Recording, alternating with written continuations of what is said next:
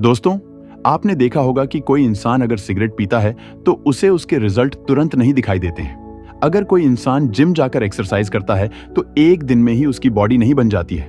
अगर आप हर महीने थोड़ा थोड़ा इन्वेस्टमेंट करते हैं तो वह कुछ ही दिनों में लाखों रुपए नहीं बन जाते हैं।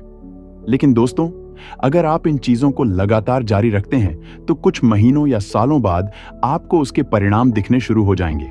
फिर थोड़ा और समय व्यतीत हो जाने पर आपको इसके कई गुना रिजल्ट देखने को मिल सकते हैं। यह सब कंपाउंड इफेक्ट के कारण ही होता है, भले ही कोई चीज पॉजिटिव हो या फिर नेगेटिव। अगर आप कोई गलत आदत अपनाते हैं तो हो सकता है उसके परिणाम आपको आज दिखाई न दें, लेकिन समय के साथ एक दिन आपको उसके भयंकर परिणाम देखने को मिलते हैं। ऐसा ही अच्छी आदतों में होता है। दोस्तों, डैरेन हार्डी की लिखी गई किताब द कंपाउंड इफेक्ट एक बेहतरीन किताब है जो यह बताती है कि कैसे आप अपनी लाइफ में छोटे छोटे बदलाव करके चमत्कारिक परिणाम हासिल कर सकते हैं। आज के इस वीडियो में the compound effect book summary आपके साथ शेयर कर रहा हूं, तो वीडियो को लास्ट तक जरूर देखें।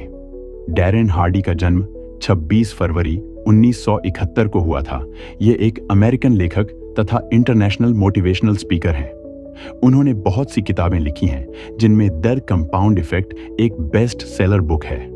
डैरेन हार्डी ज्यादा समृद्ध और सुखद जीवन जीने के सिद्धांत सबको सिखाना चाहते हैं। वे हजारों उद्यमियों को मार्गदर्शन दे रहे हैं तथा कई बड़ी कंपनियों के सलाहकार हैं। इसके अलावा वे कंपनियों और एनजीओ के बोर्ड डायरेक्टर्स में भी शामिल हैं। लेखक डैरेन हार्डी ने द कंपाउंड इफेक्ट बुक को 6 चैप्टर्स में डिवाइडेड किया है। चैप्टर 1, कंपाउंड इफेक्ट की कार्यविधि।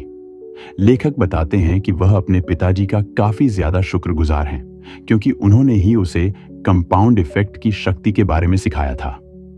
उन्होंने लेखक के कमरे के दरवाजे पर यह भी लिखा कि कोई कष्ट नहीं, कोई लाभ नहीं, जिसका लेखक पर काफी ज्यादा सकारात्मक प्रभाव पड़ा। लेखक के पिताजी उन्हें खरगोश और कछुए वाली कहानी भी बताते थे और यह भी बताते थे कि किसी भी प्रतिस्पर्धा में हमेशा जीत कछुए की ही होगी, क्योंकि कछुआ निरंतर और लगातार चलता रहता है। इसी तरह से यदि कोई इंसान लगातार थोड़ी थोड़ी मेहनत भी करता है तो एक दिन उसे उसके संचयी परिणाम हासिल हो सकते हैं। लेखक बताते हैं कि कैसे आप छोटे छोटे स्टेप्स उठाकर बड़े परिणाम हासिल कर सकते हैं। ये आदतें इतनी सूक्ष्म या छोटी होती हैं कि इसे अपनाना आपके लिए बिल्कुल भी कष्टदायक नहीं होगा, लेकिन शुरुआत में इसके परिणाम आपको बिल्कुल भी दिखाई नहीं देंगे। यही कारण है कि बहुत से लोग इन छोटी छोटी आदतों को नहीं अपनाते हैं, क्योंकि उन्हें तुरंत परिणाम चाहिए, जो पॉसिबल नहीं है। इन छोटी छोटी आदतों से आप अपनी सेहत को सुधार सकते हैं, अपनी बॉडी बना सकते हैं, अपने संबंधों को मधुर बना सकते हैं और अपनी आर्थिक स्थिति को बेहतर कर सकते हैं। चैप्टर 2, चयन। लेखक बताते हैं कि इस संसार में हम सभी एक जैसी हालत में आते हैं, नंगे, डरे हुए और खाली हाथ। यह हमारा चयन ही है जो हमें अपने लक्ष्य तक पहुंचाता है। हमारे चयन हमारे सर्वश्रेष्ठ मित्र या सबसे बुरे शत्रु हो सकते हैं। वे हमें या तो अपने लक्ष्य तक पहुंचाने में मदद करते हैं या फिर हमें अपने लक्ष्यों से दूर कर देते हैं। आपको अपने चयन के बारे में सोचना चाहिए, क्योंकि आज आप जो भी कुछ हैं वह अपने चयन की वजह से ही है, और आज आप जो भी चयन कर रहे हो भविष्य में भी आप बिल्कुल वैसा ही बनोगे। चैप्टर 3, आदतें। अरस्तु ने लिखा है, हम वही हैं जो हम बारंबार करते हैं। मेरियम वेबस्टर ने आदत की यह परिभाषा बताई है, व्यवहार का वह रूप जो लगभग या पूरी तरह से स्वचालित बन चुका है। सरल शब्दों में आदतें वह हैं जो हम डेली रूटीन में करते हैं। अगर आप ऑटो पायलट पर जी रहे हैं और अपनी आदतों के गुलाम हैं और आदतों को खुद को चलाने की अनुमति दे रहे हैं, तो आप उस घुड़सवार की तरह हैं जिसे पता ही नहीं होता कि वह कहां जा रहा है। वह तो सिर्फ घोड़े पर बैठा है, अब चाहे घोड़ा उसे किसी भी रास्ते पर ले जाए। दोस्तों, आपको उस घुड़सवार की तरह बनना है जिसकी लगाम स्वयं घुड़सवार के हाथ में होती है। अब घुड़सवार जहां जाना चाहता है उस घोड़े को वहीं जाना पड़ेगा। ठीक उसी प्रकार आपको अपनी आदतों का गुलाम नहीं बनना है। आपका अपनी आदतों पर कंट्रोल होना चाहिए, जिससे आप जो चाहे वह कर सकें। दोस्तों, अगर आपने अपना कोई लक्ष्य या गोल निर्धारण किया है तो अच्छी बात है, लेकिन क्या सिर्फ लक्ष्य निर्धारण से आप उसे पालेंगे? नहीं, क्योंकि अपने लक्ष्य को पाने के लिए आपको अपनी आदतें बदलनी पड़ेंगी और ऐसी आदतें विकसित करनी पड़ेंगी जो आपको लक्ष्य पाने में मदद करें। चैप्टर 4 गति बनाना आसान नहीं है, लेकिन जब आप एक बार यह कर लेते हैं तो फिर आगे जो होता है वह देखने लायक होता है। दोस्तों, आपने किसी मेले में राउंड झूले को देखा होगा।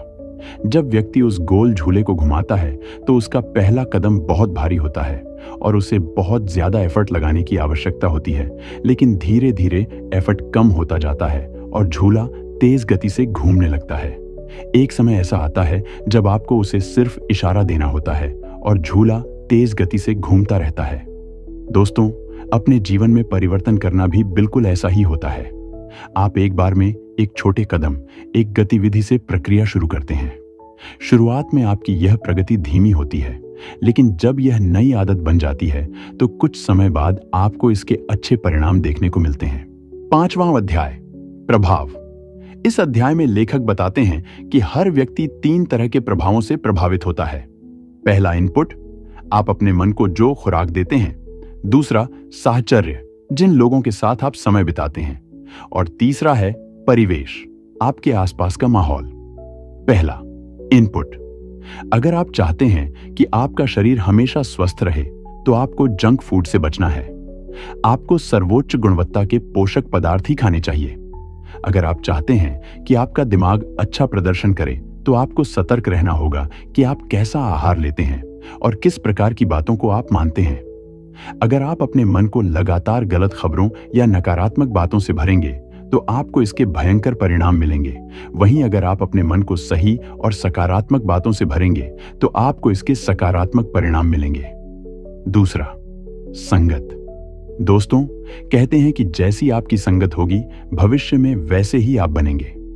अगर आप 5 व्यक्तियों के समूह में रहते हैं और उनमें से 4 लोग सफल हैं तो इस बात की पूरी संभावना है कि 5वें सफल व्यक्ति आप ही बनेंगे। ऐसे ही आपके साथ गलत लोगों के साथ बैठने से भी हो सकता है। इसलिए यह बेहद जरूरी है कि आप अपनी संगत को सोच समझकर चुनें। आपको यह देखना है कि वर्तमान में आप जिन लोगों के साथ रहते हैं, क्या वे सकारात्मक बातें करते हैं? क्या वे अपने फील्ड में सफल हैं? अगर जवाब नहीं है तो आपको अपनी संगत के लोगों को दोबारा से चुनने की जरूरत है। तीसरा, परिवेश। दोस्तों, आपकी लाइफ पर उन लोगों का प्रभाव भी पड़ता है जो आपके आसपास रहते हैं। आपके आसपास का माहौल भी आपको कुछ हद तक प्रभावित करता है। अगर हमारे घर के आसपास के लोग अच्छे हैं और मेहनती हैं तो इस बात की पूरी संभावना है कि आप भी मेहनत करना शुरू कर देंगे। अगर आप एक स्टूडेंट हैं और आपके घर पर आपके छोटे या बड़े भाई बहन पढ़ाई करते हैं तो इस बात की पूरी संभावना है कि आप भी पढ़ेंगे। इसलिए अगर आपको सफल होना है तो यह देखें कि आपके आसपास का माहौल कैसा है। अगर सही है तो अच्छी बात है, लेकिन अच्छा नहीं है तो आपको उस माहौल में बदलाव करने की आवश्यकता है। चैप्टर 6, गति बढ़ाना। दोस्तों, इस चैप्टर में लेखक बताते हैं कि अगर आप कोई कार्य करते हैं और लगातार करते हैं तो कंपाउंड इफेक्ट के कारण आपको इसके बेहतरीन परिणाम मिलेंगे। लेकिन क्या हो जब आप अपने कार्य की गति को थोड़ा तेज कर दें? अगर आप ऐसा करते हैं तो आप अपने परिणामों से चौंक जाएंगे। मान लीजिए अगर आप जिम जाते हैं और किसी वजन को या किसी एक्सरसाइज को 10 बार करते हैं जो आपकी क्षमता है, लेकिन अगर आप किसी तरह इस प्रक्रिया को 12 बार करते हैं तो आपके शरीर पर इसके तेजी से परिणाम दिखाई देंगे, क्योंकि जो आप 2 या 3 बार अतिरिक्त प्रयास करते हैं वही आपको अधिक बेहतर बनाता है। दोस्तों, आपने इस वीडियो में दी कंपाउंड इफेक्ट बुक सारांश को जाना है। अगर यह समरी आपको अच्छी लगी है तो इसे अपने दोस्तों के साथ शेयर जरूर करें और चैनल को सब्सक्राइब करना ना भूलें। धन्यवाद।